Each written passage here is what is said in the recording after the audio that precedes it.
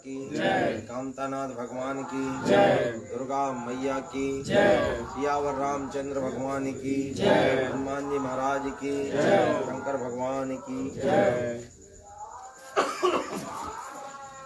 आज रेगांव में आगामी 30 तारीख को जो विधानसभा का चुनाव आया है, उस निमित्त हम आज यहाँ एकत्रित बैठे हैं। इस पवित्र प्रांगण में भगवान महादेव की उपस्थिति हमारे बीच में है। उनके चरणों में नमन वंदन करते हुए यहाँ की संपूर्ण जनता जनार्दन पितातुल बुजुर्गों के चरणों में नमन वंदन करते हुए हमारे साथ में चल रहे किसान मोर्चा के जिले के अध्यक्ष, महामंत्री, उपाध्यक्ष, मंडल के अध्यक्ष और हमारे जिला पंचायत के सदस्य, समस्त वरिष्ठ पदाधिकारीगण हमारे बीच में, हमारे भोपाल से हमारे कार्यालय के प्रदेश के मंत्री, कार्यालय मंत्री आदरणीय प्रयागराज जी रघुवंशी हमारे बीच में है। हमारे बीच में सह कार्यालय मंत्री और सौभाग्य से इसी भूमि में पैदा हुए अब प्रदेश का नेतृत्व कर रहे हैं ऐसे भाई अर्पित सिंह जी, कृपया जोरदार तालियां। आपका मुख्यालय भोपाल है और लगातार अपने ही मोड़ा है जो भोपाल कार्यालय में बैठ रहा हो। अच्छी बात है कि बुरी बात है भाई? अच्छी बात है। ये वही पार्टी है जो ऐसे कार्यकर्ता को भी उठाकर प्रदेश में स्थापित कर सकती है। इसलिए एक बार पार्टी के लिए भी जोरदार ताली। समस्त कार्यकर्ता बंधुओं के साथ हमारे प्रदेश कार्य समिति के सदस्य आदरणीय विनीत जी, उनके लिए भी नवनियुक्त हैं। जोरदार तालियों से उनका भी स्वागत किया जाए और यहाँ उपस्थित समस्त कार्यकर्ता बंधु। जैसा बताया कि लेट हुए, लेकिन लगातार हम भी आपकी ही बात को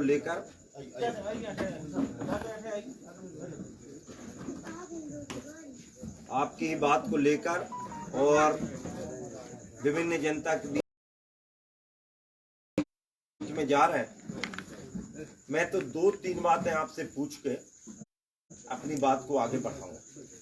अभी मैंने साधारण चर्चा की, आते से ही पता चला यहाँ सिंचाई अंडरग्राउंड वाटर से होती है, यानी ट्यूबवेल वगैरह होंगे जी।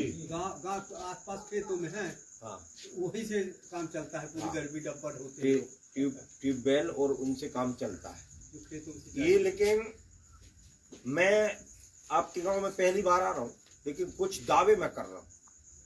एक तरफ हमको विकास की परिभाषा किस ढंग से पढ़ाई गई, उसको विकास को समझो एक बार। जिसको ये समझ में आ गया वो आज से ही जुड़ जाएगा कि हमको किस विचार के साथ चलना। विकास दिया, कांग्रेस ने विकास विकास चिल्लाया।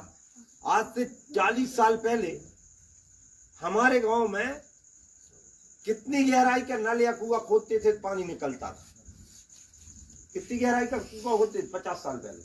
20 फुट। यहाँ का लेवल 20 फुट, हाँ, 15 फुट का। ये आप ही बता रहे हैं, मैंने किसी से पूछा भी नहीं, न रास्ते में किसी।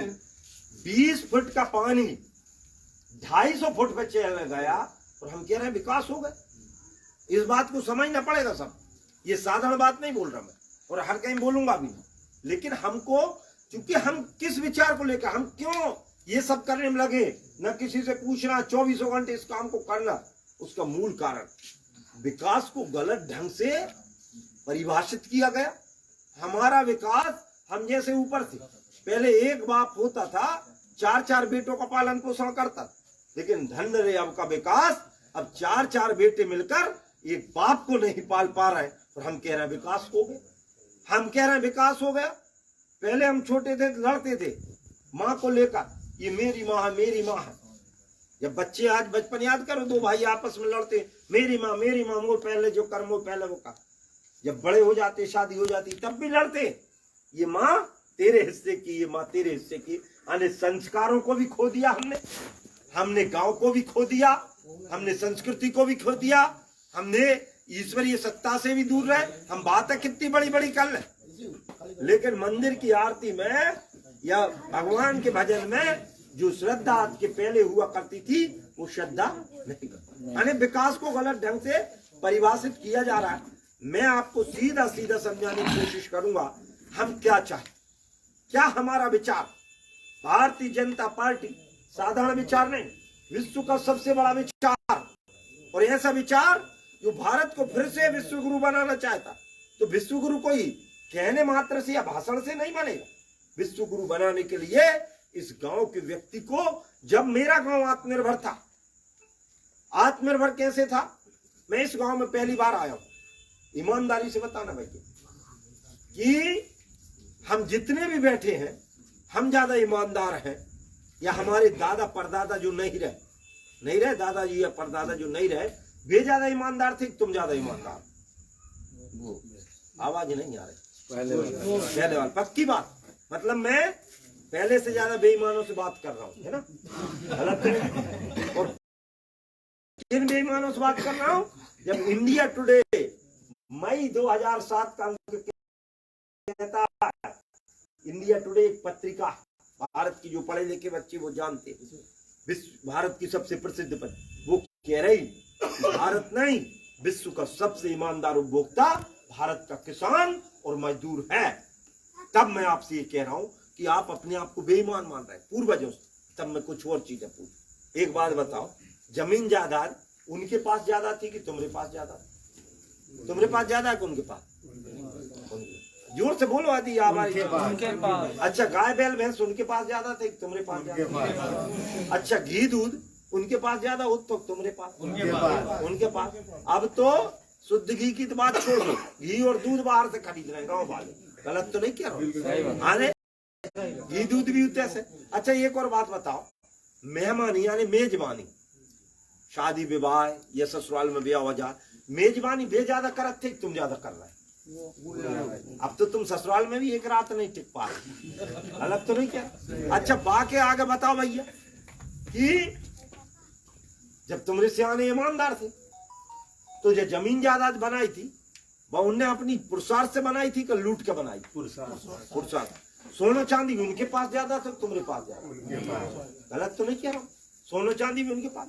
और जे अब तो पहली बहू के पूरे गहने कहां पहुंचे? तुमसे पूछने के हर पूरे भारत की हालत बता रहा हूं मैं, तो तुम जो समझो तुम बड़े कभी बड़े और तुम कमजोर कहां से हुए, इस बात को नहीं समझ पा रहे। इस बात को यदि जिसको समझ में आ गया, इस बात को यदि समझ में आ गया तो तुम आज ही से जुट जाओगे काम करने को। क्या काम करना? अच्छा, एक बात, आखिरी बात और पूछ रहा हूं कि भैया पैदावारी वे ज्यादा करते थे कि तुम ज्यादा कर रहे? पैदावारी तुम ज्यादा कर रहे हो, कर्जा तुमरे जोर ज्यादा है कि उनके जोर ज्यादा? बात समझ में आ गई कि कर्जा पैदावारी वे कम करते थे, कर्जा हथो नहीं, सोनो चांदिया तो सब कछ हुआ तो समृद्धि थी, मेहमानी करते, घी दूध खाते, और तुम धनरी कैसी पहलवानी कर रहे हो कि बस्ता नहीं उठ रहा मोरा मोरोस। बात कर लो बड़ी बड़ी, अब तो कबड्डी खेले तो पांव टूट गए, पहले देख लो, पहले तुमने खेली हुई तो विषय मेरो जो है, हम शारीरिक रूप से हर रूप से कमजोर हो रहे हैं। विकास की परिभाषा बदल दी, क्यों? क्योंकि हम संस्कारों से दूर हो गए। हम ऊपर से महंगे दिखने लगे, अच्छे अच्छे कपड़े पहन रहे, अंदर से सस्ते हो गए। घर में दो लोग भी बाहर क्या जाए तो दिक्कत होने लगी है।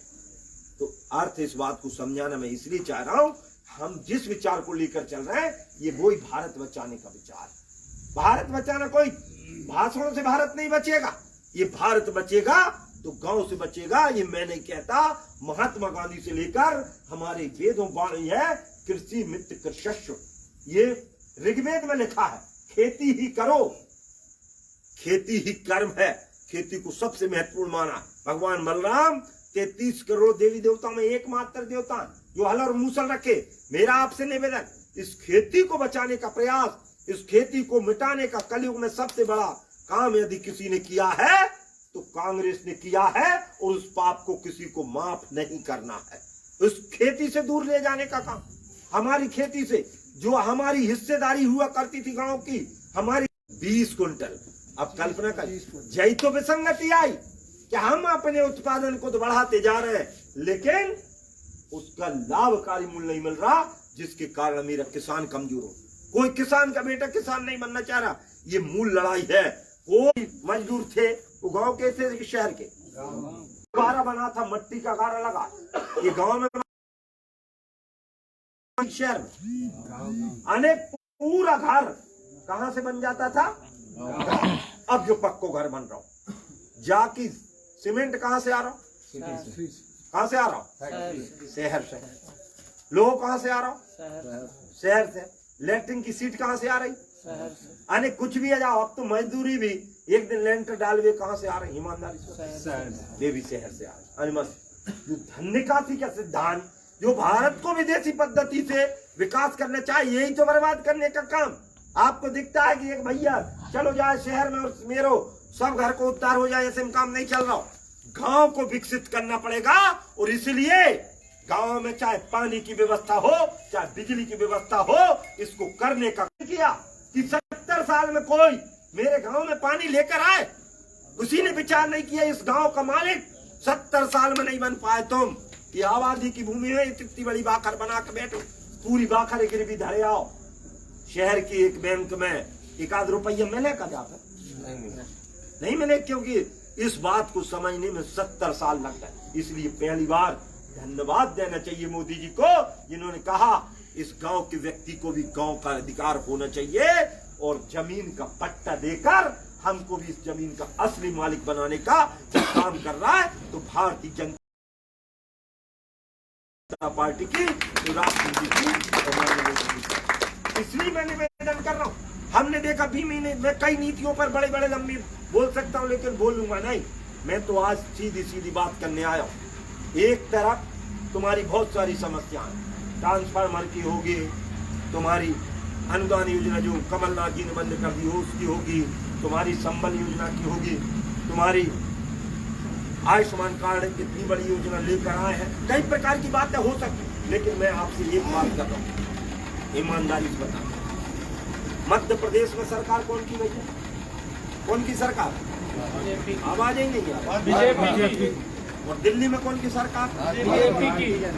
और भैया हमारा कोई भी विकास को काम कौन करे? सरकार करे, काम ही करे, सरकार करेंगे।